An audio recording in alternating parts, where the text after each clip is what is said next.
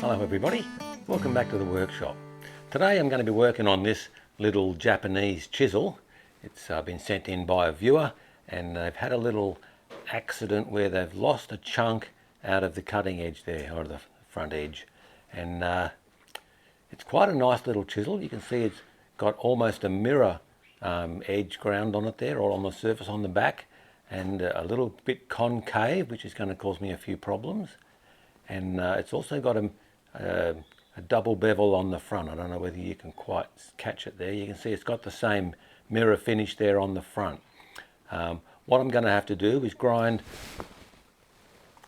the main bevel back here to take that chunk right out. I had a chat to the owner and he said that he hit a knot that he couldn't see down inside a joint and it just chipped off.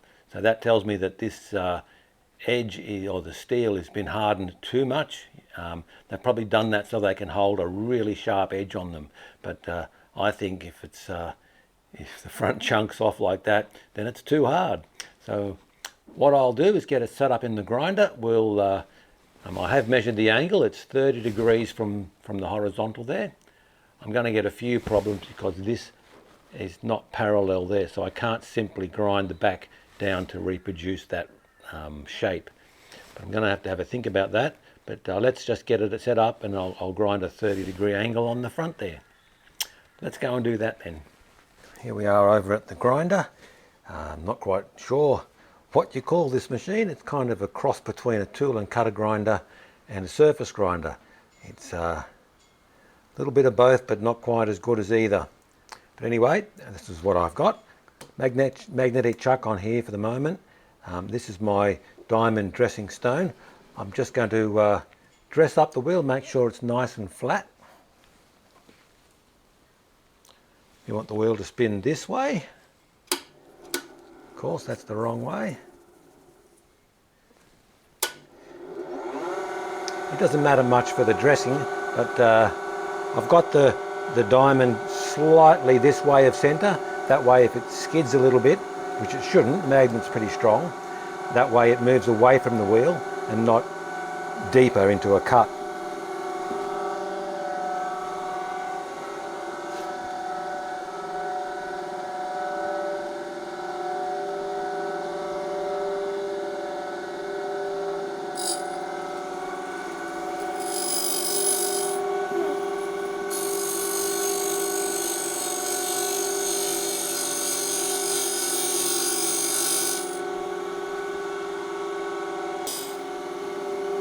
Okay,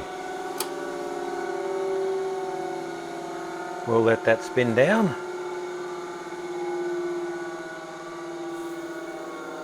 Takes about a week.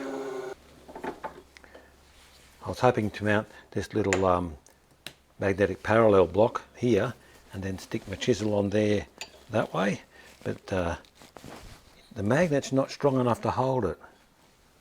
If I turn that on, you can see I can easily move that there, so that ain't going to do it. Also, it's got a little bit of wobble to it, so the bottom face of that's not quite flat. And in any case, it's been hollowed out here, so it's only touching along that edge. So not a lot going for it. So that solution's not going to work. I've had a bit of a think about it. I'm going to get that out the way and clamp it straight to the table.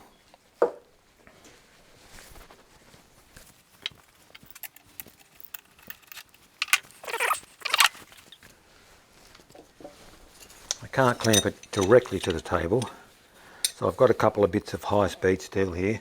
I'll use those as parallels. They're just about the right thickness that I need.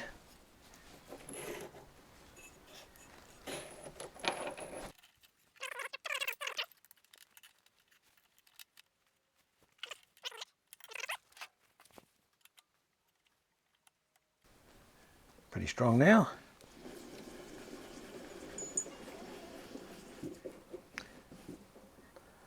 There's an issue. Gonna have to rethink it. I'll bring you back when I've rethought it.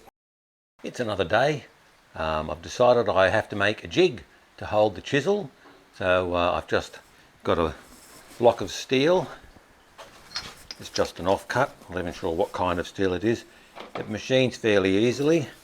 I just put some oil on it so it didn't go rusty overnight. I faced off both ends and just turned the outside. Tiny step in the middle there, but that's not going to matter. What I've got now is my rotary table with a 3-drawer chuck in it. And what I'm going to do now is just mill a flat there. I've got the head over at 30 degrees. I'm just going to mill off a flat there so that when I put the chisel on there, it'll sit at 30 degrees, and I'll make a little clamp that goes across the middle of it and clamps it down. And I'll also add some kind of a step or a couple of stops so that I can make sure the chisel goes in square each time.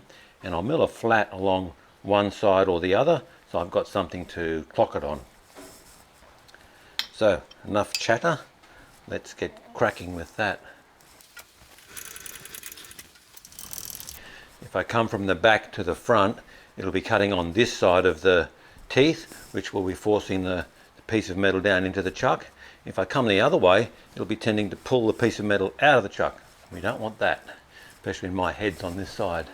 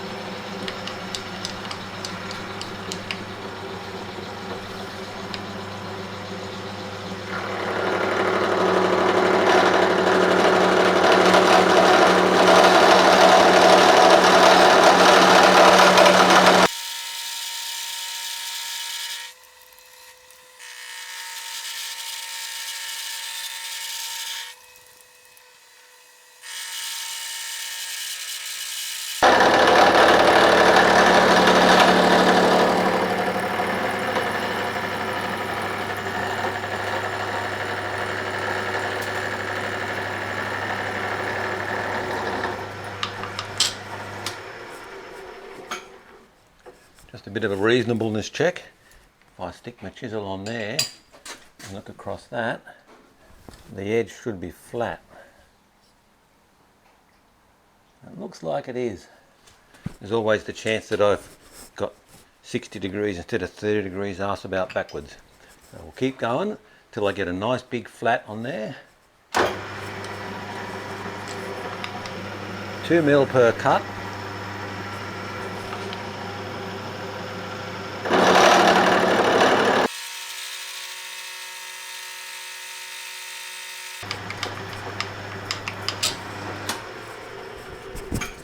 I'll bring his back when it's finished.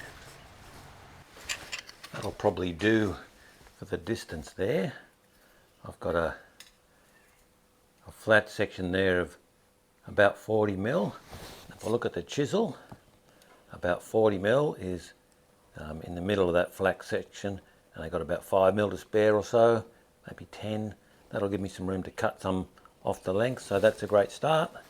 Next, what I need to do is drill a hole over here and a hole over there. That'll be for the clamp, and I'll drill and tap those.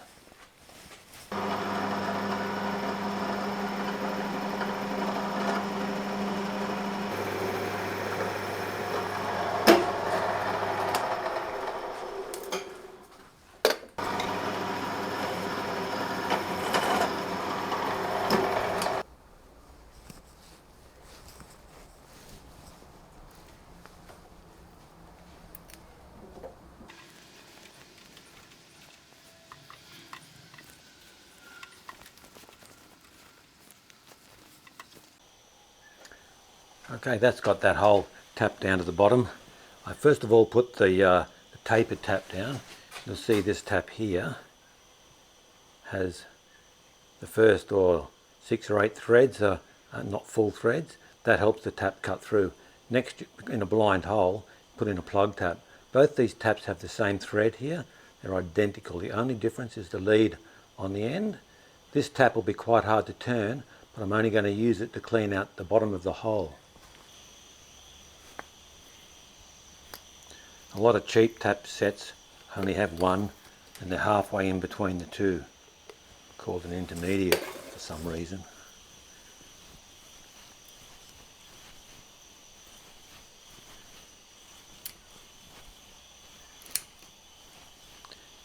Just go steady when you get towards the bottom of the hole. I think that's about it. The best way to snap it off. Slam into the bottom and keep on twisting.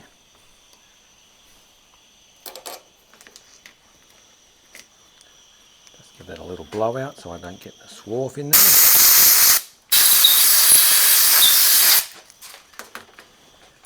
This is my little bolt. This is a 5/16 by 18.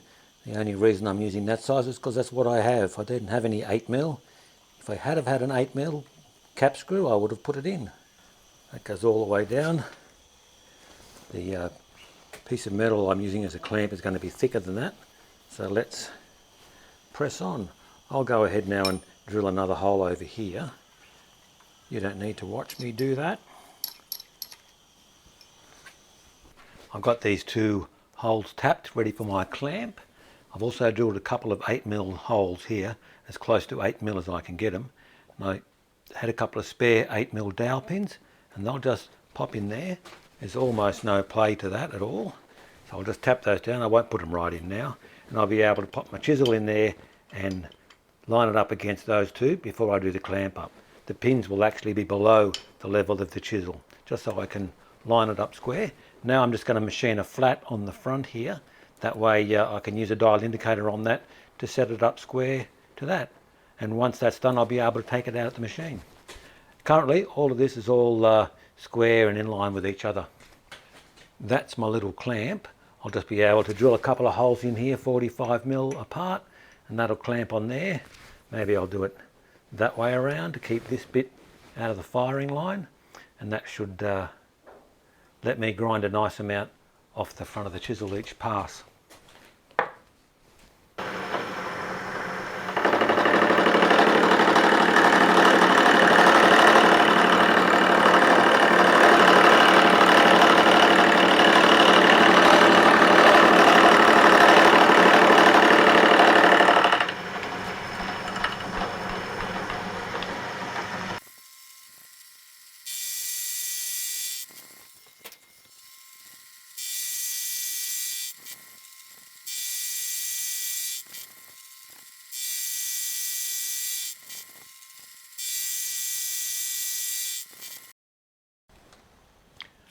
Okay, I finished making the jig. What happens here is, now that I've got these pins in there, I can align my chisel up to those two pins, and then put the clamp on top. I've made a little clamp here, and that's just a couple of bolts bolted all down. And at the moment I've got a flat on the back there, and I've got my little dial indicator set up there. I'll just bring you in nice and close. And you can see there, when I move it, that from as I scan across that flat surface on the back there, that the dial moves about 1/100th of a millimetre, which is nothing. It's not going to matter, it's a hand chisel. So I know I've got these two pins that you can't see anymore. Now I know I've got these two pins will be square to the axis of the table. So now I can mount the chisel on there and set about grinding.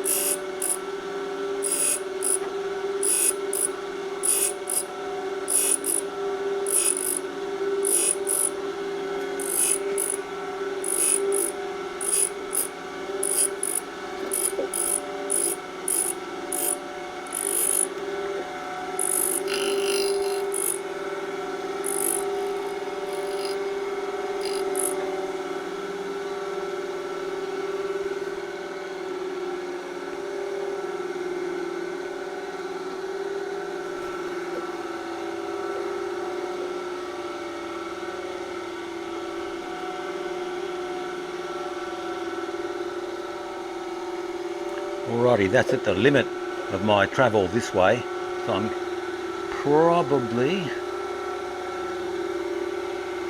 I was thinking about taking the top of the clamp off just so I can't hit the clamp, but actually I can't hit it at the moment, so let's just go with that.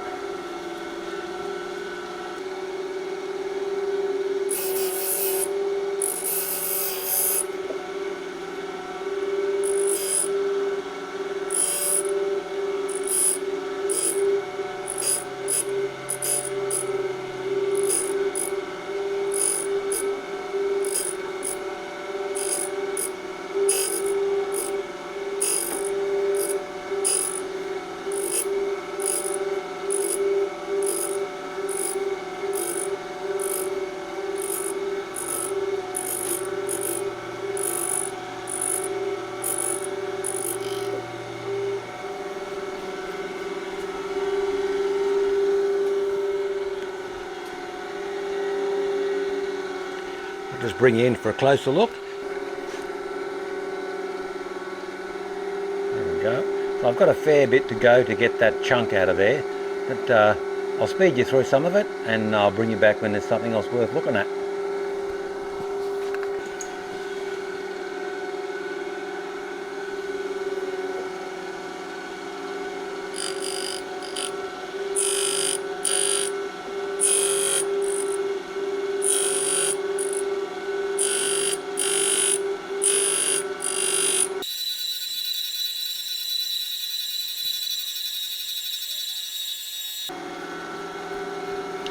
It's got the whole surface cleaned up, except for the chunk, of course. We'll just take 0.1 of a millimetre each time.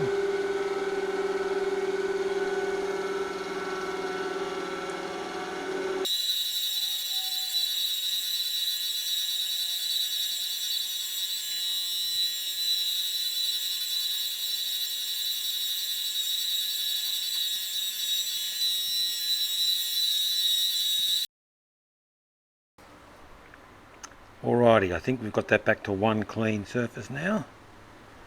We can get it to focus there. Here we go. Steady. It's the next day. Currently raining, so we can just have to deal with that. I've got the chisel ground, so I've got one smooth surface on the top there again, and now I just need to deal with the back side. You can see it's left a little void there where there's like an undercut through here, and so the surface isn't straight anymore. So what I'm going to do is just I've got a lump of cast iron here, basically nice and flat.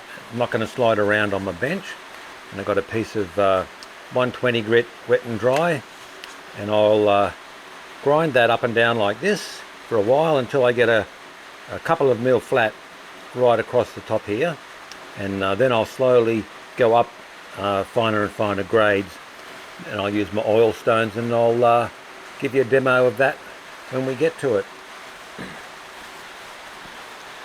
Got shop dog inside at the moment. This is Yana. She likes hanging out with me in the shed. The more it rains, the closer she gets.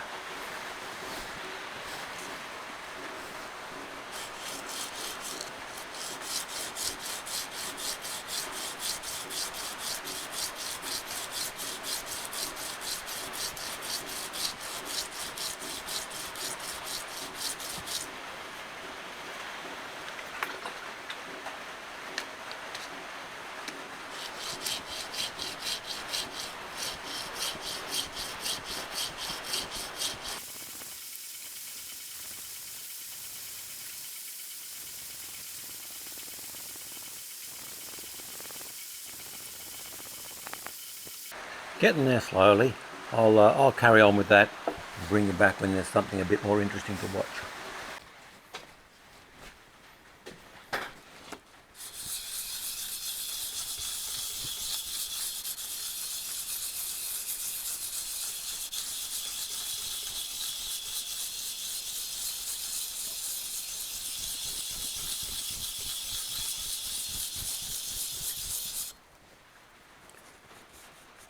Alrighty, that took about an hour and a half. see there, if I get the light on it the right way, I've got a flat right across the top there now. And I can feel a little burr when I brush against the edge that way, which is just what's supposed to happen. I haven't touched that edge again. So what I'll do now is we'll go up through a couple of different grits. I discovered that the 120 grit with oil on it was the best way to cut that through. Now I've got a couple of oil stones that I'll use, or wet stones. I think one's 3000 grit. One side is 3000 and the other side is 8000. So I might find some 600 wet and dry first and try that, and then go through those. Not that interesting really to watch, but that's how you do it. One of the tricks is to keep your stones nice and flat. You give them a dunk in a bucket of water. Could probably use some fresh water.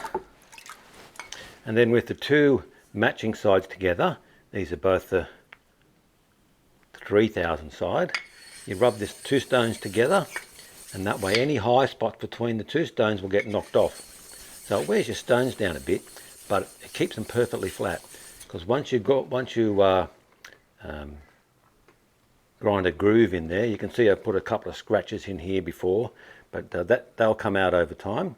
What I might do is go and get a fresh bucket so there's no grit in there. But there, that keeps the stones nice and flat.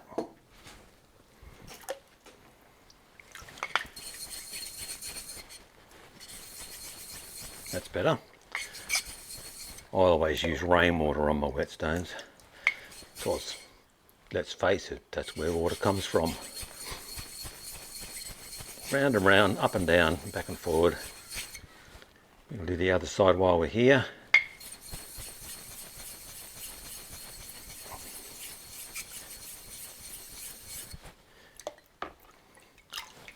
Alright, that's got them flat again now.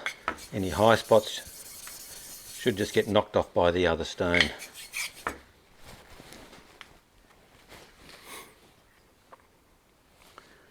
So I'll just lay it flat on this surface to start with, and we'll get that nice and flat. And just take out some of the cracks from the previous grind when I had it on the wet and dry. I'll try and keep going over a nice big area of the stone. Don't concentrate in any one place. Give it a turn around.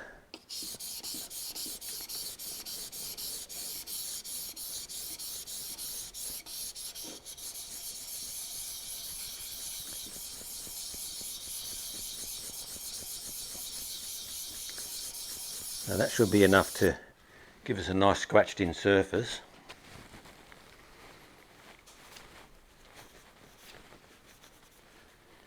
Now I can see I've got a bit of a wear down the middle there, and it's not touching.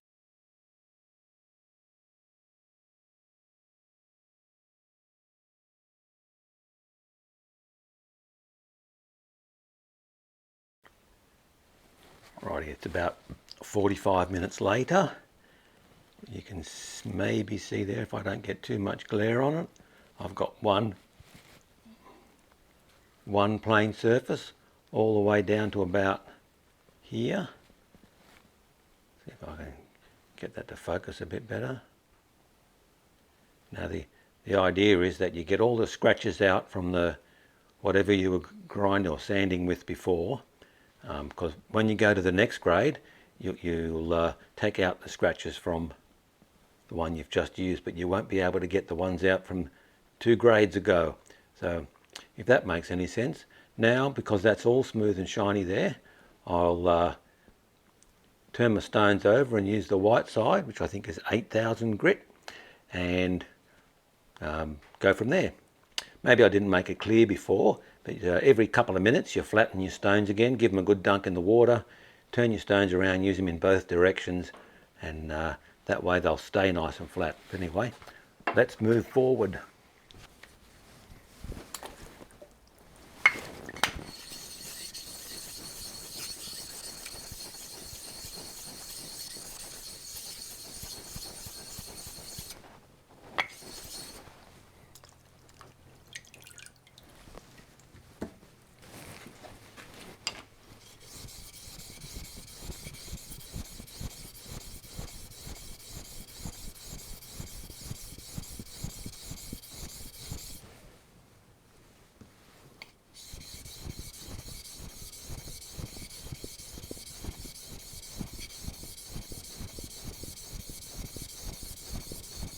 I don't know whether you can see it on the camera, but all this grey stuff coming off here is the metal wearing down.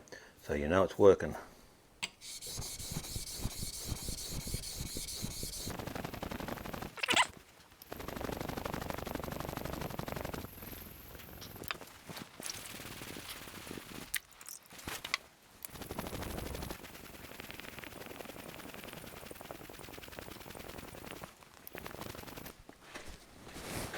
Hopefully you'll be able to see it there. I reckon that's already got it down to one smooth surface with that next grit. It's all, no scratches, no gouges, all just the same finish all the way across. So now I'll show you how to remove the burr. You'll end up with a little burr right on the edge. You should be able to see it, but you can certainly feel it.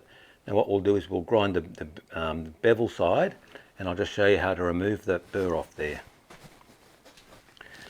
Now what you need to do on the other side is just hold it flat against the stone so you can just feel the bevel touching all the way across, and just bring it towards you, just like that. Do it again, just bring it towards you. It takes a bit of practice to get it flat.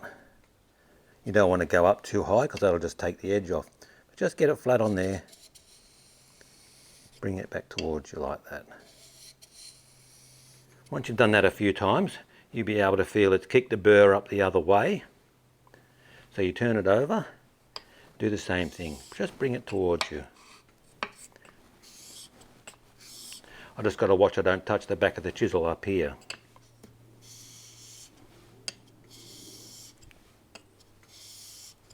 The other way up again.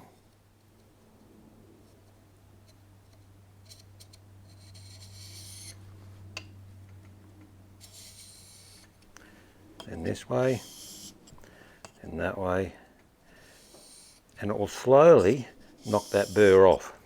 And when the burr breaks away and falls off, that's about as sharp as you're going to get it.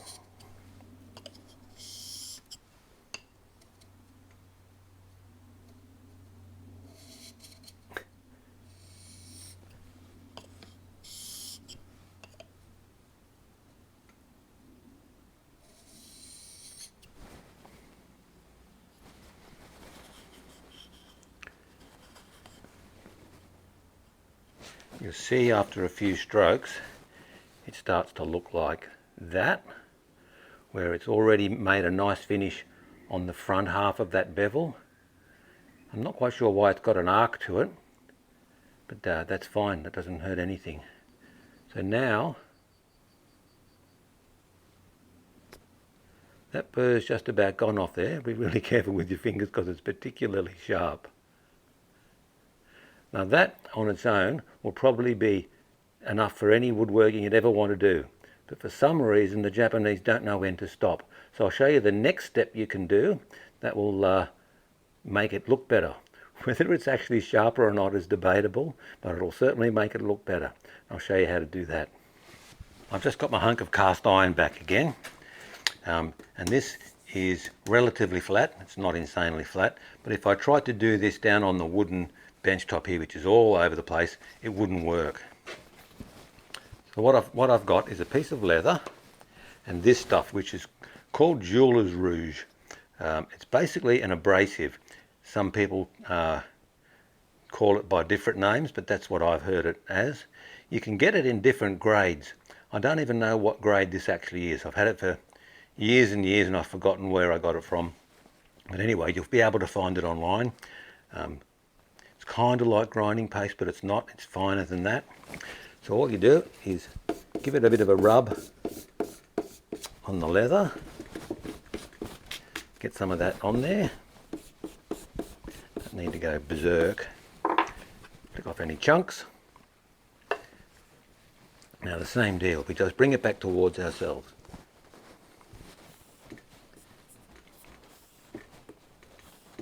And this is like a really fine grinding stone, and it takes a while.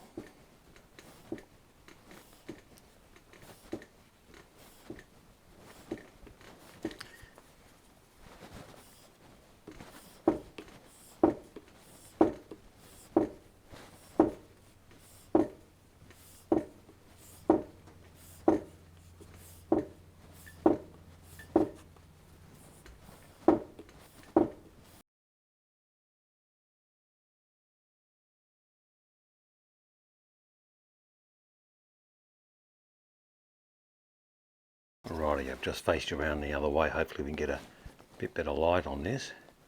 You can see there now, it's got a mirror finish down on the edge. I've only been at that about another 5 minutes off the camera. And if you look at the back there, it's the same deal. I could look out the window and see the reflection of the trees in the finish. So that's nice and shiny. I can't feel a burr there anymore. Let's just try it on a piece of wood. This is a piece of Australian hardwood. Doesn't get any harder than that to try and chisel. Eucalyptus, not quite sure exactly what kind of tree it was from. But you can see now,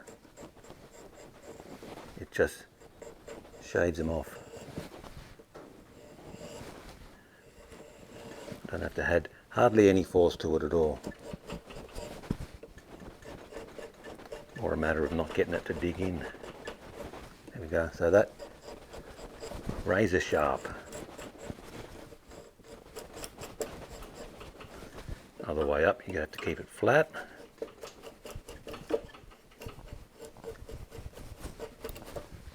So I reckon we can call that done. This chisel came with a little protector. We'll put that back on. Keep it nice and sharp. There you go, guys. Now you know how to sharpen a chisel just like the Japanese do.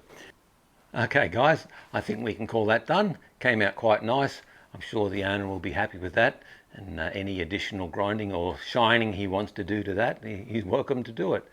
And thanks for watching. I really appreciate you guys subscribing. I'm slowly edging closer to the magic 1,000 number where YouTube start paying me. I notice they already put ads on my videos, but don't cut me in on them. So hopefully that'll change in the next couple of weeks. I average about 1 subscriber per day. So it's taken a while to get to 1,000. So for all those who have subscribed, thank you very much.